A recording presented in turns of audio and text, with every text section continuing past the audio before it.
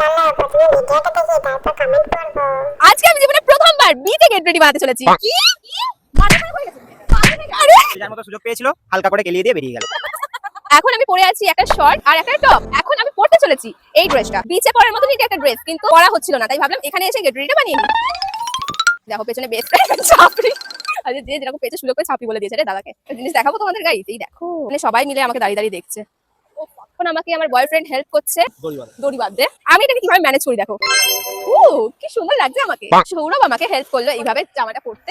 And আমি হাতাটা খুলে ঢুকিয়ে নিচ্ছি জামার ভেতরে। আমি ব্যাগে করে এনেছিলাম এই কানের গুলোকে, তো এটা এখন পরতে চলেছি। এন্ড ফাইনালি আমি পুরো রেডি। পর কি দিছে প্লিজ বানাবো বলে। গাইস এই দেখো আমাকে কত লোক ওখানে দাঁড়িয়ে দাঁড়িয়ে দেখছে। ওরা সব দাঁড়িয়ে দাঁড়িয়ে মজা নিচ্ছে।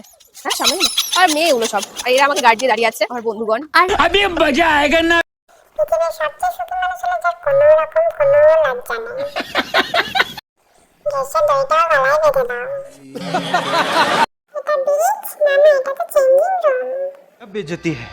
পৃথিবীর আসল ছাপিতে এরাই ভাই।